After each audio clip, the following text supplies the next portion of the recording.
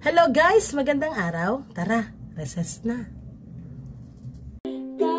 Kabataan, si Jesus ang kalakasan.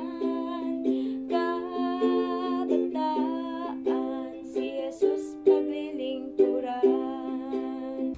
At para sa ating food for the soul, basahin natin ang Proverbs chapter 14, verse 12. There is a way which seemeth right unto a man, but the end thereof are the ways of death. Agony. Naranasan niyo na ba ang maglakad sa mga rough road o di kaya ay nakasakay kayo sa sasakyan tapos may part na malubak o matubig pala, no? Ano ang mararamdaman natin? I remember may pinuntahan kami isang mission area na sumakay man kami sa jeep or sa tricycle ay talagang madaraanan ang ilog na may umaagos na tubig. Nakakatakot talaga, pero dahil kailangan naming makarating sa lugar ng pagbimisyon ay dapat nalakasan namin ang aming loob sa oras na yon at ang tanging naming magagawa ay manalangin talaga sa Panginoon. May mga pagkakataon sa buhay natin na nakakagawa tayo ng mga taliwas o kabaliktaran, diba? Kabaliktaran sa kalooban ng Diyos. Nagagawa natin ang hindi dapat o ang mga mali ayon sa sinasabi sa atin ng salita ng Diyos. Maybe, young people, you've experienced this battle in you, no? In your tithing or giving at your church. No?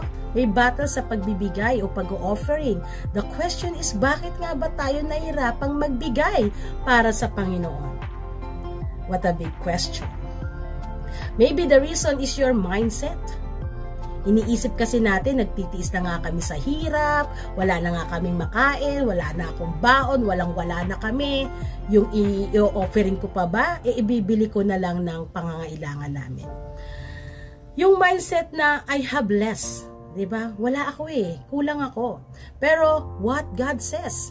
God says, I have more. Yan ang sinabi ng Panginoon. Sa buhay natin, mas nananaig sa atin ang mga agony at nakakalimutan natin yung powerful words ng ating Panginoon, yung pangako ng ating Panginoon. Mas nananaig sa atin yung takot na nakatingin tayo sa ating sarili. Nakatingin tayo dun sa pangailangan natin. Susundin natin ang ating sariling isipan at kagustuhan. Ang nakikita natin sa una ay yung ating pangailangan. No? Mas nakikita natin ay yung kagustuhan natin. Pero ang tunay na buhay sa Panginoon ay may magandang daan. Smooth life. Pero ito yung sa buhay ng tao, gusto natin. Gawin natin ang magagawa natin para tayo ang gagawa ng sarili nating magandang daan. Subalit ito ay pangako ng ating Panginoon na itong kaloob natin, yung nais natin na gawin natin yung ating sariling kakayahan, sarili nating kagustuhan upang tayo ay lumago, maging prosperous. Minsan, kung sa sarili nating pamamaraan, ito ay nagdudulot ng kapahamakan. Young people, the Word of God is reminding us to revive our faith in God. Revive our faith in God. Seek God. Seek God above everything and obey the Word of God tungo sa buhay na ganap at kasiya-siya at hindi sa daang patungo sa kamatayan o kapahamakan. Kaya sa ating mga kabataan, huwag tayong matakot magkaloob sa Panginoon sapagkat ang Diyos ay masagana upang ipagkaloob ang iyong pangangailangan. Tayo manalangin. Panginoon, pagpalain niyo po ang mga bata, ang mga kabataan. Pagpalain niyo po ang kanilang isipan, ang kanilang mindset na higit na mayaman, masagana, at punong-puno ng pagpapala ang aming Panginoon sapagkat ang Diyos namin ay buhay.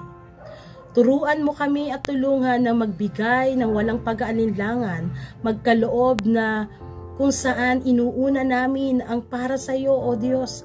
Inuuna namin ang para sa inyo, higit sa aming mga pangailangan, sapagkat ikaw ang Diyos na unang nagbigay. Tulungan mo kami na unahin ka sa aming mga buhay at lagi naming ibalik ang papuri at pagsamba nang walang pag-alinlangan na ibukas ang aming palad sa pagkakaloob sa inyo. Inihahandog po namin sa inyo ang aming sarili. Pagpalain niyo po ang mga kabataang ito. Tulungan sila na mabuo sa kanilang isipan na ang Diyos na buhay ay hindi nagkukulang.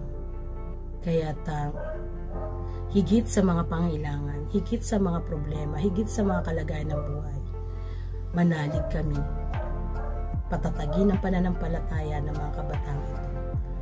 At sila ay lumago sa kanilang buhay at maging pagpapala, maglingkod at sumagana ng higit sa mga pangako mo pa, Panginoon, ay tunay na mangyayari kung ano ang kalooban mo para sa kanila.